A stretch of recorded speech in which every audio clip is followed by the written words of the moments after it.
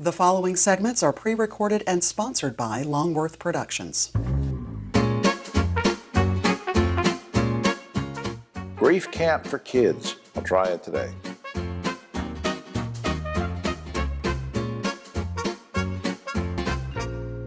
Hello everyone, I'm Jim Longworth and welcome to another edition of Triad Today, coming to you once again from the beautiful Cena Botanical Garden in Curtisville. We'll tell you more about them later on, and later on is when the roundtable shows up, so stay tuned for that as we get into all sorts of controversial topics. Great guests, important information throughout the program, including discussion about a drug take-back program, kids' grief camp, and much more. But where we want to start is with the amazing progress and all sorts of things going on at PTI. With us right now, our good buddy Kevin Baker, Executive Director of Piedmont Triad International Airport. Welcome back, sir. Thanks, Jim. Good to be here again. Did you fly in here to the garden? No. I drove very quickly. Yeah. Let's talk, before we get to some other things related to economy and whatever, let's talk for a moment about some of the charitable activities that have been going on and around PTI. First of all, the Runners on the Runway event. What was that? Yeah, so we just had our Run on the Runway. It's an annual event that we do, and I've been doing for the last 14 years, I believe it is. And the proceeds of the run all go to the food banks for the Triad area food banks. Of course, we're a regional airport, so we're supporting the food banks in Winston, Greensboro, and High Point. And this year we had more than 1,500 runners, and generated about $130,000 worth of money that will go to those three food banks. Yeah, it's really become an important part, I believe, of all three of those food banks' annual budgets. Because it's such a significant gift that they get every year from these runners and from our terrific sponsors. We've got sponsors who've been with us for a long time and really just do a wonderful job. We, as we film here at the Garden, we have a lot of guests come in from the Greensboro side, and they'll comment, and especially when they know that you're coming on the show, and they say, hey, it seems like every week something's going on at the airport. There's new construction, always something going on. Give me a sort of an idea of example of new construction that might be going on and what that means in terms of jobs. Well, there's new construction everywhere. In fact, we were just talking about the Run on the Runway. It was really an opportunity for a lot of those runners and the public to get up on that runway and actually be able to see very closely some of the construction going on, for instance, for the Boom supersonic plant, which is now coming up out of the ground, vertical construction underway. I'd like to know the number of pieces of equipment we have on the airport right now. I don't know what that is, but there's work going on in various places around the airport, and really a whole bunch of progress recently. Yeah, you mentioned Boom. Now, what about that Boom hangar and what's going up? How many jobs are you predicting that will ultimately result in? Yeah, so Boom's predictions is that ultimately they'll get to 2,400 employees, I think initially 1,750. And again, that building is now, coming out of the ground, and they hope to have that done sometime the end of next year. This might be getting a little too far in the weeds, and we didn't rehearse this, but this, as you and I talked about before off camera, this is sort of as you said, where the rubber meets the road. Things are happening one right after another, but it's not accidental. You did a lot of prep work over the last decade or so, and it seems like that one company attracts another. It sort of happens almost in that fashion, doesn't it? There's no question the industry is voting with its feet, is the way I like to say it. You go all the way back to Cessna, Timco at the time, which is now HAECO, right? Honda, FedEx, and now Boom, and others. We've got a number in the pipeline right now, and I think we're going to hit some of those. I think that the industry watches, and they say, well, if big names are picking this area for all the right reasons, we need to look there too. You emailed me one day and said, before we lose time, you emailed me one day and said that there are several companies out there that not just projecting jobs, they have job openings right now. You want to mention very quickly anybody?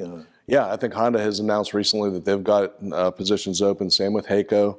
I would encourage anybody who's interested in this industry to go out and look at the websites for all of these companies. Right. Now, up on screen, speaking of that, go to www.flyfrompti.com. That's the general website. You can find out everything from schedules to everything else. And we also still have ambassadors out there that volunteer at the airport, and all sorts of ways you can get involved. But Fly from PTI. That's what the website says. That's what we want you to do, Fly from PTI. Thanks for being here, Kevin. Thank you, Jim. All right. We'll be right back after this.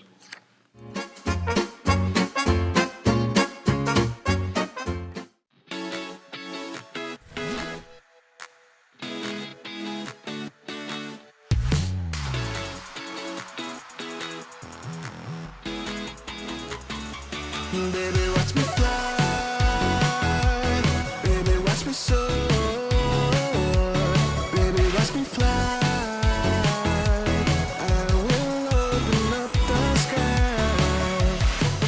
local. Fly easy, fly PTI. Need help buying food? Everyone needs help sometimes. Food Nutrition Services may be able to help you buy food and free up your money for other expenses, such as utilities and medicine. To receive F&S assistance, households must meet income limits. You may be able to get assistance even if you own a home, car, land, property, or have a retirement plan or money in the bank. Second Harvest Food Bank of Northwest North Carolina team members can help you with the application process over the phone. To receive help or if you have any questions, call 336-422-7758. Hi, I'm Jim Longworth, reminding you that Triad Today is now streaming on WFMY Plus, available free on Roku and Amazon Fire TV.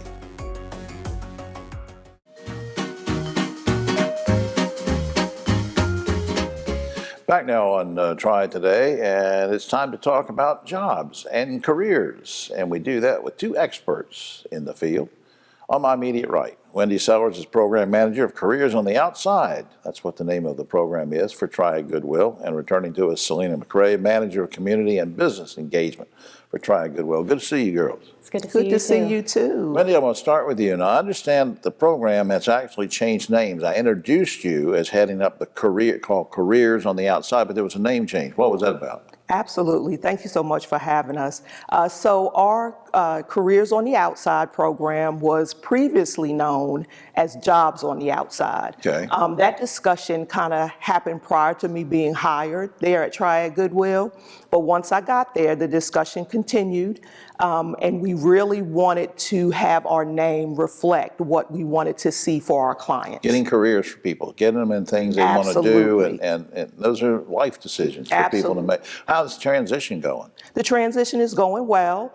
Although our community, since Jobs on the Outside had been in our community for such a long time. Well, explain to the folks very briefly for what the Jobs on the Outside was. What's that whole thing about? Well, our program is based on working with individuals who have justice involvement, which means criminal history, have been released from incarceration or been in jail previously. So what we do is we teach them those soft skills that all employers are really looking for today. Employability skills, interview skills. We also hone in on how to explain your criminal history. That's got to be difficult. It is kind of difficult, especially when the participants that you work with really don't know what's on their criminal history. So we show them how to get all of that information because we don't want them to leave anything out. How does y'all's program impact community safety, would you say? So our Careers on the Outside program focuses on employability and finding them sustainable jobs, but we also focus on recidivism, and we don't want our participants to go back to prison. So it impacts our safety in our community because it allows us to find and help them find employment, which will keep them from returning back to those criminal ways. Selena, and you and I have talked about this briefly before, but let me revisit the whole thing about how you're actually going to connect program participants to actual jobs. How does that happen? Yeah, that's a great question. So when we're talking with businesses, we're having very authentic conversations, sharing insights to bust some of the myths that are commonly about hiring individuals with criminal backgrounds. Things about liability, being afraid of retention, production, what are my customers going to think hiring individuals with criminal backgrounds, and kind of explaining the recent data, surveying, DEI efforts that are all being focused on recently on why businesses should engage with that population. At the completion of the Careers on the Outside program, they have the opportunity to interview with businesses that are willing to hire despite their backgrounds. You get to know each other before they make the decision, and but I just appreciate what you're doing on that. Hey, look, is there any particular help and support that you would like to have from the community in this program? Oh, for sure. I mean, generally just having that open-mindedness when you meet someone and learn that they have a criminal background, not just assuming things about them because of that. They're a lot more than just that history. As well as, if you're an employer, communicating with us on hiring individuals with backgrounds. And then overall, donating, shopping at Goodwill supports our mission so that we can keep supporting individuals. Absolutely. That's a great point that I always like to make when we're together. Shop in the Goodwill store. The proceeds from that go to help programs like this and workforce development and helping everybody in the community when you do that. Up on screen, triadgoodwill.org is the general website. You can find out more information about that. And to Wendy and Selena, thanks for everything you're doing for the community. Thank Thank you so much. Thank you. We'll be right back after this.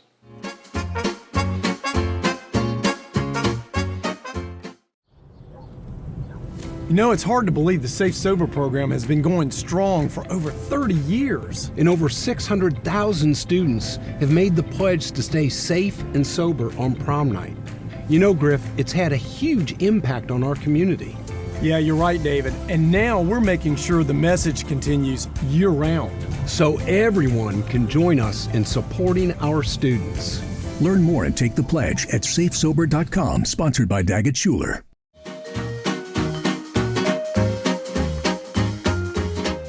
Back now on Triad Today, and you know, we've all, at one time or another, mourned the loss of someone close to us, a family member. We as adults have a certain way of handling it, but kids grieve too. And we want to talk about that with a special guest. Katie Moser is a pediatric liaison for Mountain Valley Hospice and Palliative Care. Good to see you.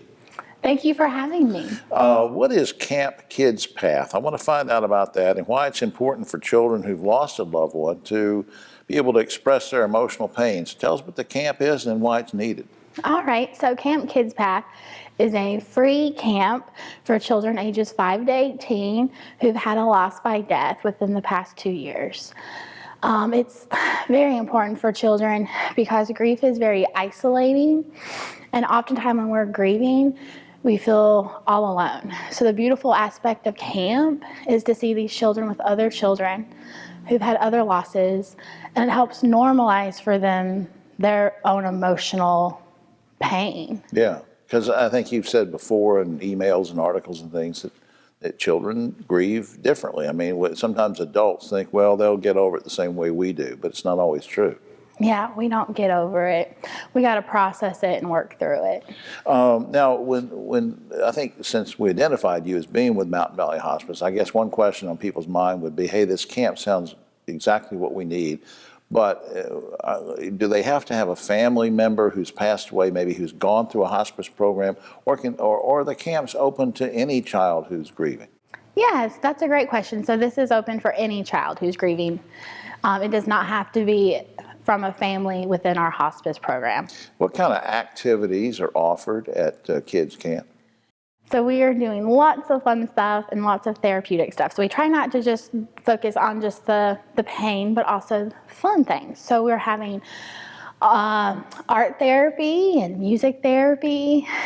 At one of our locations, we have access to a pool, so we're going to be swimming. Wow. The other location, I got some swim like slides and floats, so we'll have fun too. We'll have journaling and yoga and learning how to really identify what we're feeling and how to work it out of our bodies. Now, I understood, somebody was telling me that there's a special service at the end of the camp. What is that about? So that's our celebration of life. So at the end of our camp, we invite our parents or our big people in our life to come and celebrate with us whoever it is that we have been talking about the past 2 days. So if the child lost a grandparent, then you want the parents maybe to come in, the brothers and sisters, if it's appropriate, and share exactly. that. We just like to celebrate the life of the loved one we lost. All right, now, I understand that it's not just one, but you're having 2 different camp sessions this year. That's right. Now, where are they going to be? So June 8th and 9th, we're at the Wilkes Family YMCA. And on July 27th and 28th, we're in Mount Airy at the Mount Airy Wesleyan Church. Okay. A good opportunity for both, for people that are closer, whichever one's closest for them. Now, I guess my question to you is how can parents or guardians, whoever, sign a child up for this? Is it an easy process, or what do they do? Yes, the easiest thing to do is to go online to our website, which is MTN, abbreviation for Mountain, mtnvalleyhospice.org. All right. And then I think they can also call the general number 888-789-2922 for that as well. But again, mtnvalleyhospice.org is the website. Katie, I want to get you back sometime and see how the camps went. Maybe we'll do something this fall and you can give a report on that. But I appreciate what you're doing for the kids. Thank you so much. I would love to come back. All right. We'll be right back after this.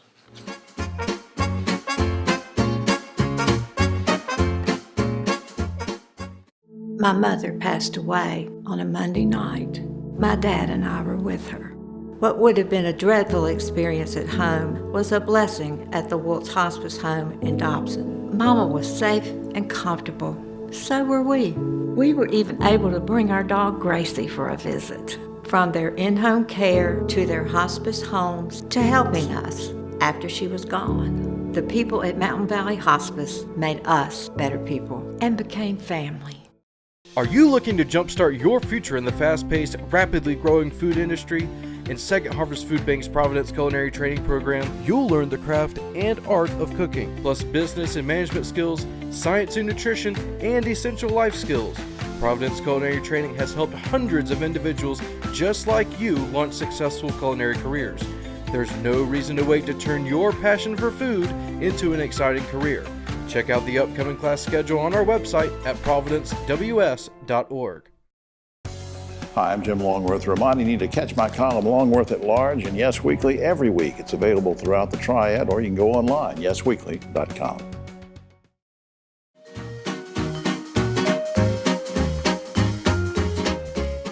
Back now on Triad Today, and we all know the serious problem of drug abuse and misuse of prescription drugs in particular, and we want to talk about something that's helping to alleviate some of those problems, drug take-back programs.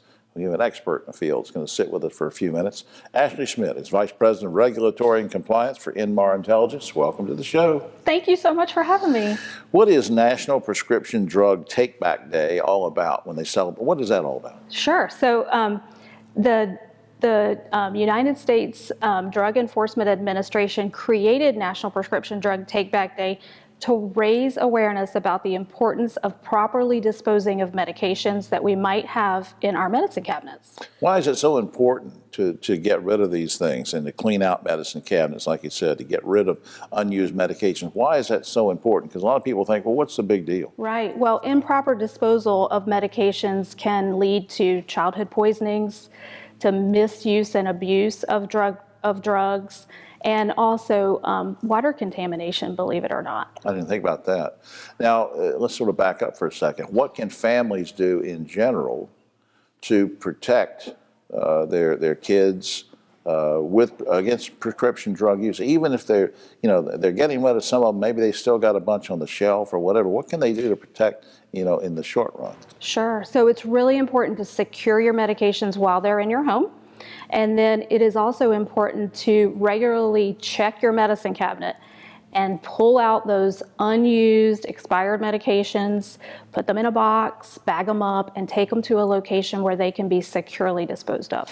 You mentioned a minute ago about the water-soluble thing and how it affects water supply and that kind of thing. So a lot of people say, well, wait a minute, I don't need to go to one of these drug take-back events. I'll just flush the old medications down the toilet, or I'll throw them in the trash and wrap up the bag real tight, put it in the landfill. Why, not a good idea. It is not a good idea. Unfortunately, we know that across the country, many people have trace amounts of prescription pharmaceuticals in their water. So we really want to make sure that we don't flush them, and we don't want to throw them in the landfill either, because they can also leach into the water table through disposal in the landfill. Absolutely.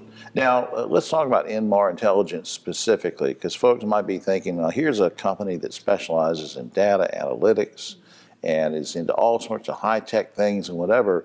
Now, why are you guys involved? Why do you care? What are you doing about this whole drug take-back thing? Right. We are passionate about proper disposal of drugs that may be in our homes, and we have hosted now 6 Take Back Day events here locally in the community. Wow. We've collected over 1,400 pounds just right here in the Triad.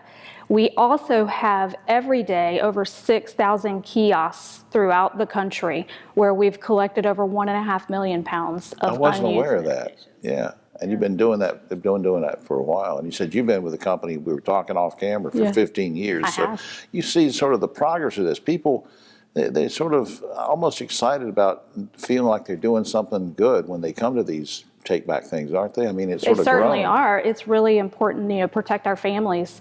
We all, at this point know of someone who's been affected by the opioid crisis, or childhood poisoning or misuse or abuse. So it is very important that we properly dispose of these medications. I know you're a parent, a lot of pressure on parents to do the right thing, and thanks to what you're doing and what Inmar Intelligence is doing, and by being here today, I think you're relieving some of the stress of parents to know how to do the right thing, and I appreciate what you're doing. Well, thank you so much. And, as we say, make every day Drug Take Back Day.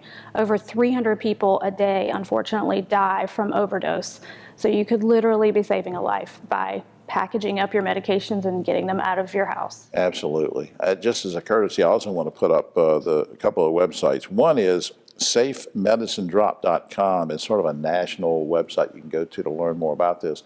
And of course, Inmar.com, general website for the good folks at Inmar Intelligence. Ashley, thanks for all you're doing. Sure. Thank you so much for having me. I appreciate it. All right. We'll be right back after this.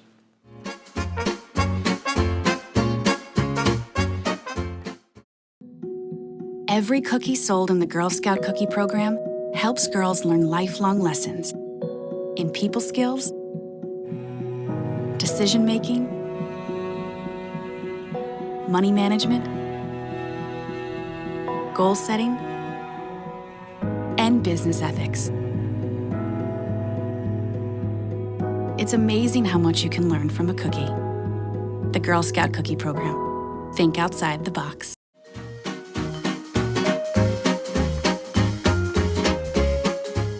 Back now on Triad Today, just about time for the roundtable, but a quick shout out to the good folks here at Senior Botanical Garden. Check out the website, come visit the garden. There's so many things to see. You can rent the facility, you can come to the gift shop.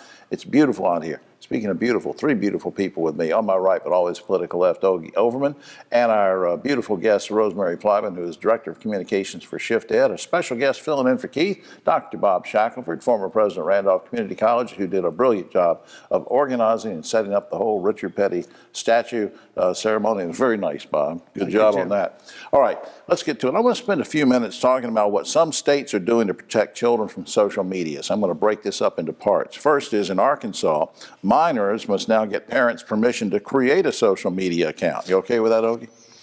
It's such a tricky question, Jim. I don't know how to answer it. Probably not. You don't think so? What do you think? Your parent? Yes. I think they should have to have parent permission. Yeah. Rosemary didn't even wait for Ogie to finish. She just jumped in. Yes, Ogie, yes. Yes. Bob, should they get parents' permission? Well, I've kind of changed my mind on this. You wouldn't let your children go roam around out of Disney World if it was full of predators. You wouldn't let them roam around by themselves.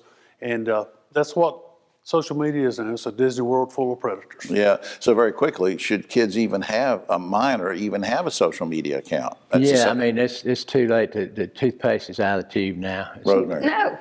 I think if the parents have permission, then my children don't have social media Should they accounts. even have them? It's supervised by parents. All right. Meanwhile, the state of Utah is imposing a curfew on social media use overnight for kids under 18. Curfew. Good idea, Ogie.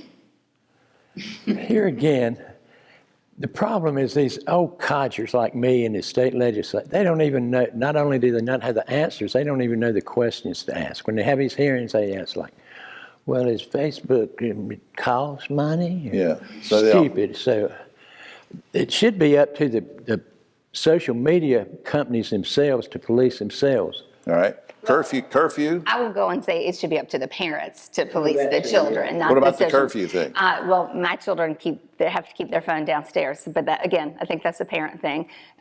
Bob, curfew? I think you have a curfew on social media just like you have a curfew leaving the house. All right, good. I agree with Bob. And the state of Utah also gives parents now access to their child's social media account. It's legally. They have to have access to it. Are you okay with that, or does it violate the child's right to privacy, Ogie? Well, I think I'm out on a limb by myself here, but I'd side with the kids on it. I know the parents have a responsibility to police the kids and the companies won't do it, so somebody has to do it, but kids have rights to. Do you have access to your kids' accounts? Yeah, well, they don't have accounts, but I would. We pay for the phone, then we get to have access. What do you think, Bob? Is it a violation of the child's right to privacy? I don't think the child's right to privacy should trump the parent's right to keep the child safe. All right, good discussion on that. Now, in the wake of so many school shootings, the Orange County, Florida school system recently held what's called an active shooter drill. Nothing wrong with that. In preparation for the drill, one teacher had his high school students write their own obituaries to help them reflect on their lives and these type of things. The teacher was immediately fired. You okay with the firing, Ogie? Something had to be done. I mean, that's about an idiotic idea, but and probably not fired, but certainly reprimanded or leave without pay or Have something. them write obituaries, Rosemary. Yeah, I mean, definitely a poor decision. I think teachers are struggling though to figure out how to explain this and what to do with all of this happening in schools. And so I think a little grace there and maybe a shift of assignment might have been more appropriate. Bob? Well, when I was in grad school, I had a class on death and dying, and we had to fill out a death certificate for ourselves. And even in my mid-20s, that was kind of a somber, profound experience. I think maybe for high school students, it was a little much. Right, good point. Now, several months ago, we talked about the 6-year-old boy who took a gun to school and deliberately shot his teacher. This week, finally, the boy's mother was finally arrested and charged with child neglect and failure to secure a handgun. She faces up to 5 years in prison. My question is, are you okay with the arrest, and should she do the whole 5 years? Ogie? Well, I was glad to see her get arrested. You can't try the kid, and she won't serve the 5 years, but she'll get some time, 60, 90 days or something. What do you think, Rosemary? Yeah, okay with being arrested. I do feel like that the laws haven't caught up with that, though. I mean, is there really a law to charge her with that? And I think there's a question there. Bob? I think she ought to be charged. I mean, the child didn't just stumble across the gun and have incidental contact. Had access to it, packed it up, took it to school, shot a teacher. There has to be some accountability. Right, and changing the subject very quickly, Ted Cruz made news last week by saying he thought there should be term limits on United States senators, but he doesn't want them to start until after he served his 3rd term. As funny as that seems, my question to you guys is, and we've talked about this a little bit before, do you favor term limits for senators and congressmen? Quickly, Ogie. I do not. I favor term limits on Supreme Court justices, 18 Rosemary. years. What do you think, Rosemary? Yeah, I favor limits. I think that's a good, okay thing. Bob? I'll do, but they ought not wait till Ted says so. That's right. I believe in term limits on college presidents. That's why I tried to get you out with it. And finally, last week, a charity auction was held in Dubai where someone paid $55 million for a vanity license plate. Guys and gals, would you pay $55 million for a license plate with your name on it? And if not, what's the most you'd pay, Ogie?